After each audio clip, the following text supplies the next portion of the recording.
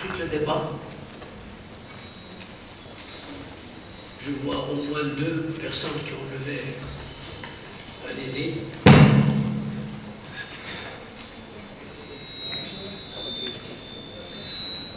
Que vous voulez, si ça marche.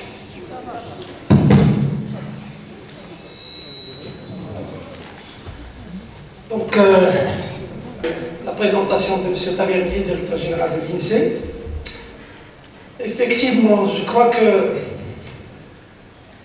la commission Stiglitz, CNFIT il a exercé, je dirais, de la pression sur les indicateurs statistiques, notamment la comptabilité nationale. Mais je crois que les recommandations qui ressortent de cette commission-là, elles doivent être prises avec prudence. Je mettrai l'accent davantage sur le débat qui a été fait sur le PIB. Donc la proposition dans cette commission pour le PIB, c'est d'intégrer, je dirais, les services marchands non domestiques. Au Maroc, on a fait la même chose, on a réalisé une enquête sur le budget de temps, on a estimé la valeur des services marchands domestiques, je crois que c'est le même niveau, 32% avec un salaire moyen, je dirais, d'activité informelle, ou si on applique le SMIC, il est à 39%. Mais je crois que la prudence, c'est au niveau de l'utilisation pour éclairer les politiques publiques. On sait très bien que si on est dans une situation économique, je dirais, favorable avec une aisance, si on estime le service marchand domestique non marchand, ça il a une signification. C'est-à-dire que c'est les personnes qui sont inactives, c'est pas par l'impasse ou par, je dirais, les restrictions du marché de l'emploi, ils sont inactifs par la force des choses, et là, il faut un travail au niveau domestique, on les valorise.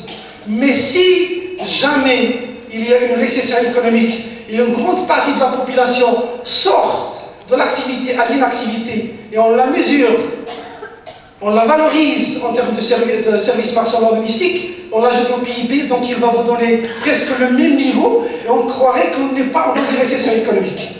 Pourquoi? Parce que la comptabilité nationale, je crois que l'un des principes, c'est d'évaluer toute activité économique qui se base, qui utilise un facteur travail tel qu'il est reconnu par le BIT.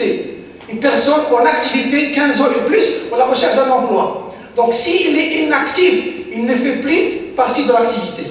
Plus que ça, on sait très bien que les services marchands non domestiques, ils permettent d'assurer un revenu en nature. Et la seule consommation qu'on peut utiliser par le revenu en nature, c'est les services lui-même qu'on réalise au niveau domestique. Alors que l'activité économique, s'il dégage un revenu monétaire, il permet le choix de plusieurs, une variété de produits. Donc cette distinction, il mérite un peu d'être débattu pour montrer que, effectivement, les principes de la comptabilité nationale et les normes de la comptabilité nationale, ils sont définis pour assurer une comparabilité. Donc si on s'appuie sur cette, je dirais, un élargissement de PIB en intégrant le service domestique, il va fausser l'éclairage de la politique publique. Donc ça, c'est d'une part. Le deuxième point, c'est la comptabilité. On sait que la comptabilité, c'est la comptabilité de flux. La comptabilité nationale, c'est la comptabilité de flux et la comptabilité de patrimoine. On sait que dans les pays en voie de développement, c'est très difficile d'avoir une information précise sur la comptabilité de patrimoine, et en particulier la comptabilité consolidée de l'État. Donc, des contraintes aujourd'hui pour avoir une comptabilité de patrimoine, et on sait très bien, comme l'a dit tout à l'heure le gouverneur de la Banque centrale, ou la Banque centrale, le capital immatériel, il se base sur la comptabilité de patrimoine, plus que la comptabilité de flux. Et la comptabilité de flux, c'est elle qui permet un peu d'évaluer l'utilisation de ce patrimoine dont on dispose. Donc, je crois qu'aujourd'hui, on essaie un peu d'intégrer plusieurs aspects qui ressortent des recommandations internationales, et notamment les indicateurs d'environnement. On sait très bien qu'aujourd'hui, avoir une comptabilité patrimoniale et une comptabilité qui intègre les aspects de l'écologie, de la préservation des ressources naturelles, ça coûte cher et ça mobilise, ça requiert une mobilisation de tous les acteurs économiques. Le troisième point sur lequel je réagis, c'est le ménage. On sait très bien que la comptabilité nationale, aujourd'hui, il donne une consommation pour un agent ménage représentatif. Et on sait très bien qu'aujourd'hui, les indicateurs statistiques sur la pauvreté, vulnérabilité, tout ce qui est produit aujourd'hui, ce sont des indicateurs pour faire le diagnostic, mais pas pour anticiper les politiques. On a conduit un travail au niveau du Haut Commissariat à l'emploi. Je crois que ça mérite un peu de... Je le relate.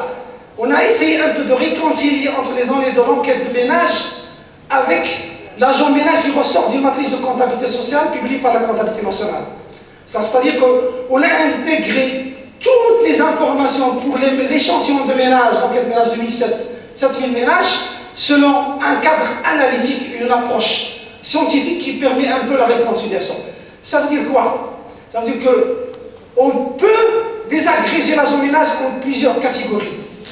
Mais avoir une information sur l'impact des politiques économiques, sur les indicateurs de développement humain, que la pauvreté, la vulnérabilité et bien sûr les inégalités, il faut une information détaillée au niveau des ménages. Donc si vous avez les indicateurs qui vous donnent un niveau pour l'ensemble de la pauvreté et l'inégalité, vous anticipez l'impact des politiques économiques. Si vous le faites sur des catégories de ménages, il faut vous donner des informations. Mais je crois que si vous arrivez à réconcilier toute l'information donnée par une enquête dans une matrice de comptabilité sociale et vous faites l'impact, vous allez créer une enquête virtuelle, c'est-à-dire vous passez d'un état de référence. Si c'est une enquête qui est observée, on fait le choc et on vous donne une enquête virtuelle, c'est-à-dire si vous avez 7000 ménages, ils vont vous donner des informations sur les effets pour les 7000 ménages et on peut à ce moment-là calculer tous les indicateurs. Ça veut dire que production d'informations statistiques, c'est très important. Mais comme l'a dit M. Pizzini, passer de la statistique, il faut les politiques publiques. Et entre les deux, il y a le cadre analytique. Si aujourd'hui, on ne met pas l'accent sur le cadre analytique, l'effort au niveau international, il sera uniquement au niveau de diagnostic, et le passage de politique publique, je crois qu'il y aura un chaînon qui manque, c'est le cadre analytique qu'il faut développer davantage. Et instructif. Si vous le permettez, moi je voudrais revenir à la question d'exigence de mesurer le progrès social à travers la question de bien-être et également à travers la question de la qualité de vie. Comme vous le savez, ça relève, disons, d'un nouveau paradigme qui émerge et qui met le citoyen au centre de ses intérêts. Ça veut dire tout simplement, en phrase très simple, qu'il faut converger les objectifs des politiques publiques avec les attentes du citoyen. Alors, converger, disons, ces deux, les objectifs avec les attentes, ça pose une question importante. Quels sont les défis, quelles sont les grandes problématiques de la population? Comment peut-on les cerner? Comment peut-on contextualiser, disons, ces contraintes-là et ces problématiques à l'échelle régionale, voire provinciale et locale le plus fin? Ce sont de grandes questions. Parce que, comme ça a été précisé par M. le ministre, reprendre le haut-commissaire au plan, reprendre les logiciels conceptuels qui ont été élaborés dans des organismes internationaux, c'est bien de les connaître, mais encore faut-il les adapter au contexte très hétérogène des populations en voie de développement. Et donc, je pense que c'est un peu la meilleure voie, disons, pour démocratiser une définition de bien-être, c'est de revenir à la population, comme je l'ai précisé tout à l'heure, et donc donner la voix aux différentes catégories de la population, les pauvres, les classes moyennes, les riches, pour connaître quelles sont leurs atteintes, leurs contraintes, leurs difficultés. Et de cette façon-là, je crois qu'on peut, disons, élaborer disons, un tableau de bord qui permet aux décideurs de suivre avec pertinence et pour donc rendre efficaces les politiques qu'ils comptent, disons, implanter. Je voudrais réagir aux commentaires de M. Pizzini, avec qui on a toujours eu des discussions en marge de conférence concernant la question des inégalités. Moi, je vois mal comment, et ça c'est une vision personnelle, et peut-être qu'il y a plusieurs économistes qui ont déjà donc, soulevé cette remarque-là, c'est que la question des inégalités, c'est un indicateur de résultat.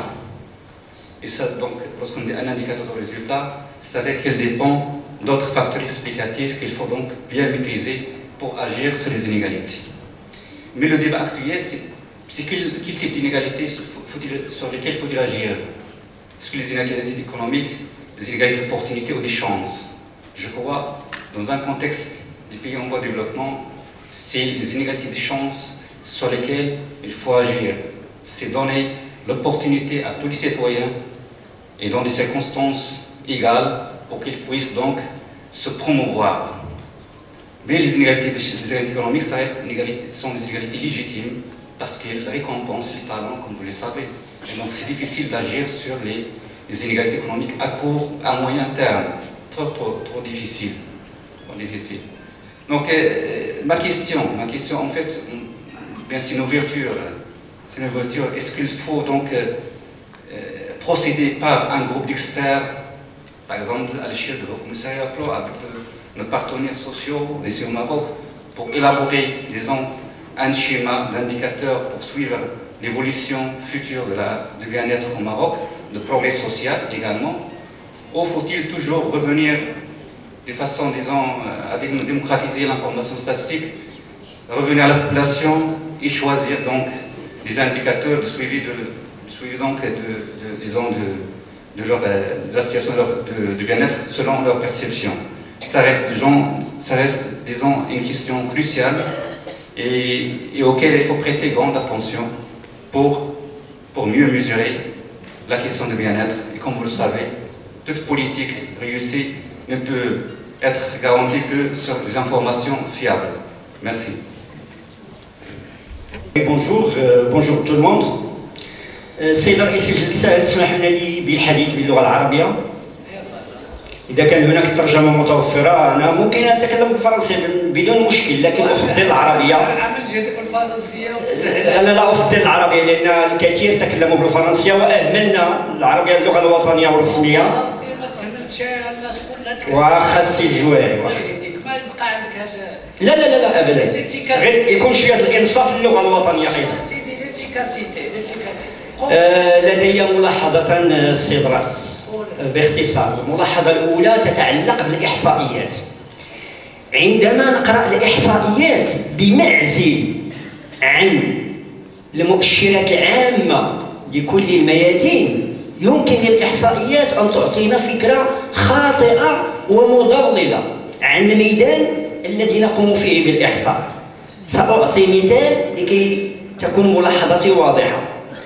عندما نعرف أن في المغرب يوجد ما يقرب من 6 ملايين ما بين التلاميذ والطلبة، يعني من الابتدائي إلى الجامعي، سنعتقد أن هذا الرقم الكبير 6 ملايين من التلاميذ والطلبة يدل على أن قطاع التعليم بخير وعلى خير في هذا البلد، وأنه مفتوح للجميع وينتج حاملي الشهادات.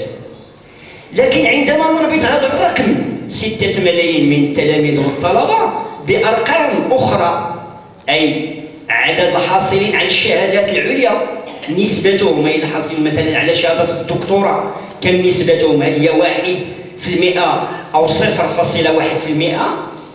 معليش، كم هو عدد الحاملي الشهادات المدمجون في سوق الشغل؟ كم هو عدد حاملي الشهادات الذين يستطيعون تأسيس مقاولات خاصة بهم؟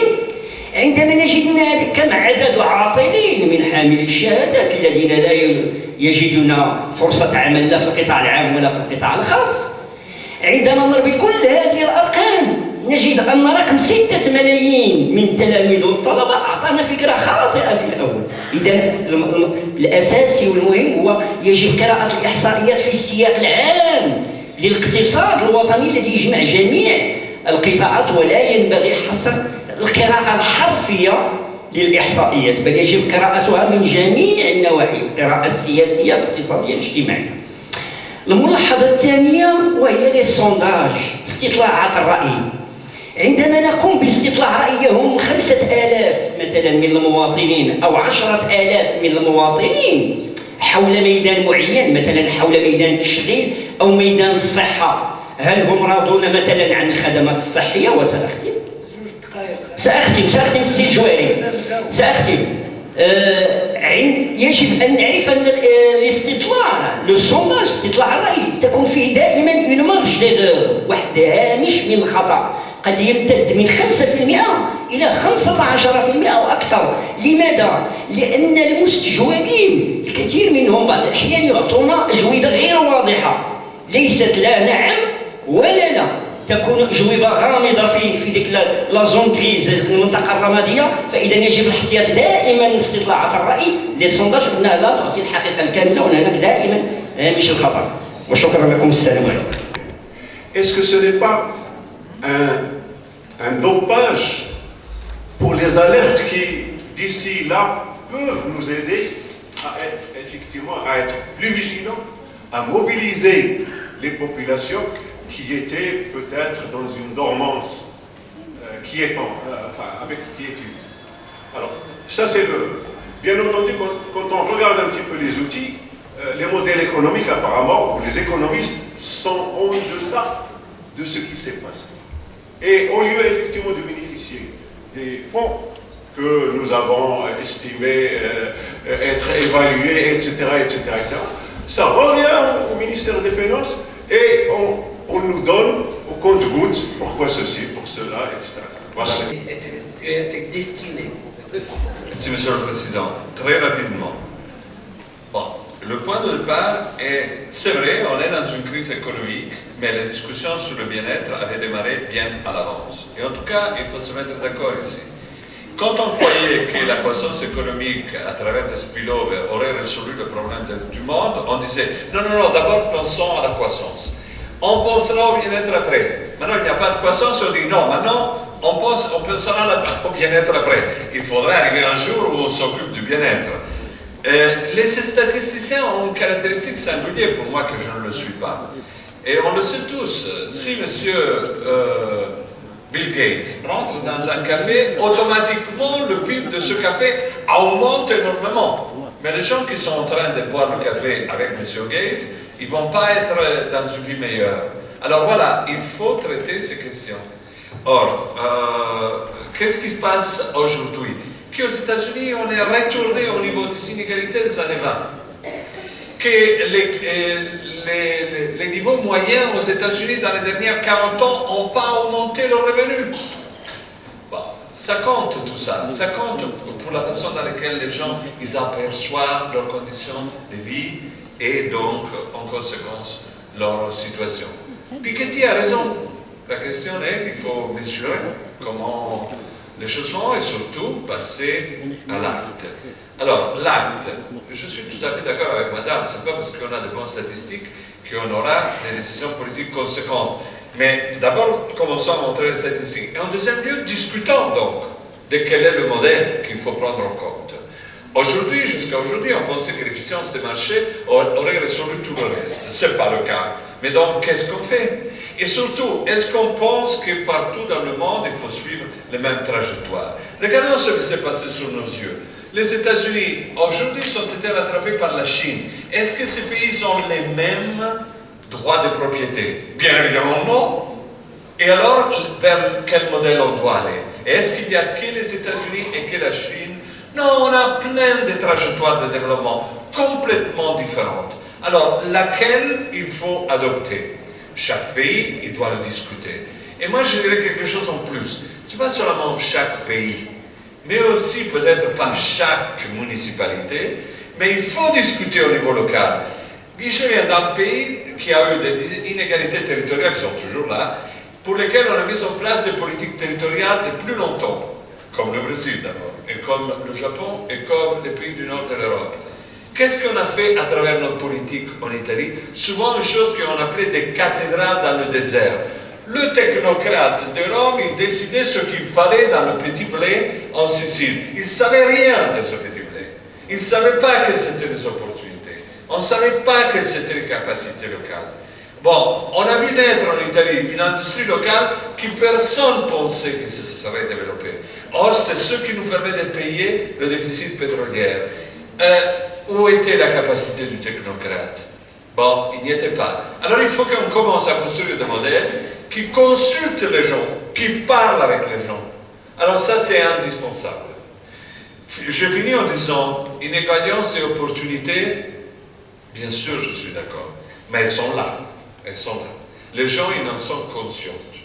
On voit qu'ils le portent à l'acte de plus en plus. Je fais des exemples, mais les phénomènes au Brésil, ils étaient impressionnants. Les phénomènes en Turquie, ils étaient impressionnants. La Thaïlande est toujours bloquée politiquement. Et en Chili, qui est un pays que tous on a identifié, et moi-même je trouve extraordinaire, ben, les étudiants étaient dans la rue à dire notre éducation n'est pas bonne. Vous savez qu'au Chili, quand vous venez d'une famille, disons, des strates faibles, vous avez fait les mêmes écoles que ceux qui viennent des strates supérieures, et vous avez 1,4 an de retard vis-à-vis de vos copains de l'école. Alors, c'est des différences qui se traduisent aussi en inégalité d'opportunités.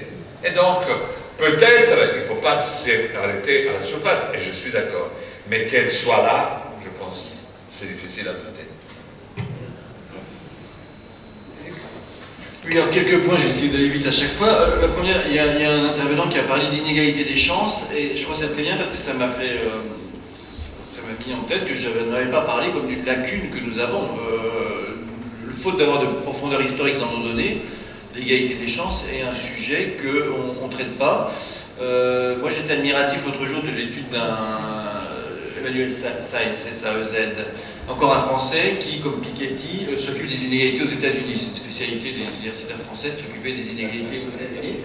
Et Emmanuel Saez a fait des études très passionnantes sur l'égalité des chances, parce qu'aux États-Unis, dans la fiscal file, la tax file, pardon, il y a un identifiant pour les enfants. Et donc il avait les données fiscales des années 80, il récupérait les enfants une génération plus tard, il voyait ce qu'ils étaient devenus. Bon, ça c'est des choses qu'on ne sait pas faire, et c'est une carence à mon avis, parce que l'égalité des chances c'est quand même absolument fondamental. Je suis content de ne pas en parler, donc ça me permet de combler cette lacune. Deuxièmement, sur... puisque j'en suis au français, Piketty, Piketty, il y a une grosse controverse sur la mesure du rendement du capital, et notamment, alors avec des tas de blogs en France notamment, et aux États-Unis aussi, sur l'effet de la valorisation du foncier, essentiellement, qui pourrait biaiser, biaiser les calculs. Voilà, qui pourrait biaiser les calculs, et en tout cas être un sujet qui n'est pas celui vraiment qu'il adresse. Bon, par ailleurs, nous, on a fait au Conseil national de l'information statistique en France un groupe de travail sur la mesure du coût du capital, dont je retiens essentiellement quelque chose que je savais déjà avant un groupe de travail, à vrai dire, c'est qu'on ne peut pas imaginer d'avoir une mesure du coût du capital qui fasse référence comme on peut l'avoir au coût du travail. Il y a trop d'usages et différences pour qu'on puisse avoir un indicateur de coût du capital. Sur le débat, alors, mesure du bien-être, etc. Bon, il faut bien voir, le sujet politiquement, en tout cas pour ce qui concerne mon pays, il est porté par des partis écologistes. L'idée, c'est se dire, on déporte l'attention du PIB vers le bien-être, sachant que le bien-être ne croit pas, c'est le paradoxe d'histoire-là, ne croit pas forcément avec le PIB. Et donc visons une amélioration du bien-être, ne visons pas une amélioration du PIB qui a des conséquences environnementales. C'est ça l'origine. Alors, après, moi ce que je ne vois pas aujourd'hui, c'est, comme je le disais en fin de mon propos tout à l'heure, c'est des politiques qui s'intéressent aux choses plus fines qu'on apprend. Dans les études qu'on a faites, d'ailleurs je réponds à une intervention tout à l'heure, on a essayé à la fois d'expliquer le subjectif par de l'objectif et le subjectif par du subjectif. Tout à l'heure, je vous ai montré en disant ça monte au début avec le revenu, c'est-à-dire que les bas revenus, effectivement, sont en mal-être. Donc ça, il faut adresser le bas de la distribution en matière d'inégalité. Au-delà, c'est sans doute plutôt autre chose, et c'est notamment du subjectif qui est les relations sociales ressenties, etc. Donc ça, c'est plus subtil que simplement se dire qu'il faudra un PIB vert ou le bien-être à tenir lieu de PIB vert. Et pour l'instant, ça peut avoir des conséquences sur les politiques publiques, mais il n'y a pas vraiment, de gens qui s'en sont emparés. Je trouve aussi que le fait de montrer comment l'épargne est concentrée, et donc de dire que la plupart des Français, pour ce qui me concerne, n'ont guère de patrimoine autre que leur droit à retraite est important en matière de politique publique. C'est absolument fondamental. Je trouve aussi que si on arrivait à parler un peu plus de confiance dans les institutions et savoir un peu plus quel est le consentement à payer plus d'impôts, je pense qu'en France, le consentement à payer plus d'impôts est nul. Un peu partout. Un peu partout, mais et donc c'est aussi des choses qui sont absolument vitales du point de vue des politiques publiques. Il y avait une question sur les sondages. Les sondages, c'est 1000 personnes à l'Institut de sondage. Les intervalles de pression sont assez larges. Quand on interroge 10 000 ménages, évidemment, ça croît comme le racine carré, c'est ça? Enfin bon, ça réduit beaucoup. Et nous publions, je crois, les incertitudes qu'on a sur nos résultats d'enquête. Et puis, je me suis peut-être mal exprimé sur l'histoire du PIB, des services domestiques dans le PIB. Stiglitz et compagnie n'ont pas dit il faut augmenter le PIB des services domestiques, des services... Non, ils ont apaisé le débat en disant ne cherchons pas à remplacer le PIB par autre chose, ne cherchons pas un PIB vert, ne cherchons pas un PIB augmenté des relations non marchandes, gardons le PIB tel qu'il est là et donnons, c'est pour ça que je disais que c'était plus anecdotique dans mon propos, donnons des coups de projecteur pour quand même éclairer une réalité qui mérite de l'être, mais ça ne vise pas du tout à remplacer le PIB. Pedro? I'll be very brief. I'll try to react to will certainly not bring us better lives as well. One thing is certain in science. There is uncertainty in everything we measure. Statistics is the science of measuring and learning how uncertain the answers we have are. So I think having data is an essential component for societies to be able to look at what their governments and politicians are deciding, finding out whether what they are deciding is actually producing the outcomes which are expected, and then having the means to discuss and engage in debate to improving lives for the majority or for all. So data is essential. Nothing is guaranteed in life, unfortunately, except uncertainty.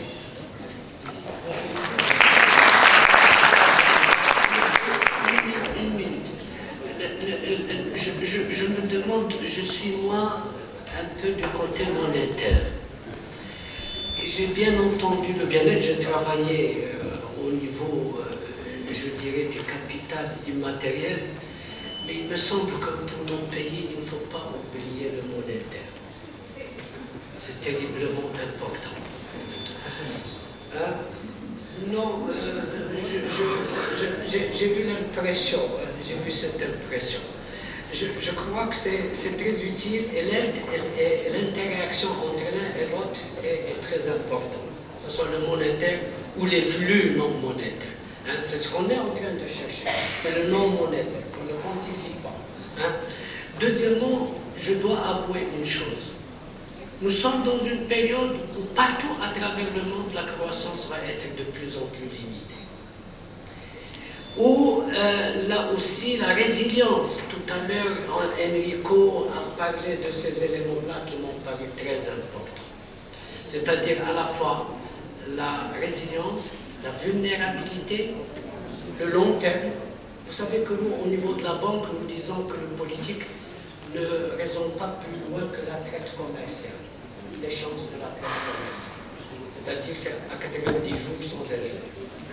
On peut commencer à parler du long terme, on va pas le politique, lui, regarder un petit peu le long terme. Et deuxièmement, quand on parle de tous ces problèmes-là, vous l'avez indiqué, quand les Nations Unies, pour les ODD, vous posent 16 et 300 et quelques, je crois que pour chaque pays, il faut des priorités importantes, et terriblement importantes. Et nous, au niveau du capital immatériel, nous avons travaillé sur l'éducation. Quelques éléments au niveau de l'éducation nous amènent des augmentations des immatériels d'une façon importante. Et l'égalité des chances, c'est d'abord les filets sociaux chez nous. Quelques filets sociaux. Je crois que si on met ça en pratique, on aura bien travaillé pour le bien-être, au moins dans le cadre d'une législature qui est la législature, je dirais, gouvernementale. Voilà ce que je voulais dire en toute modestie.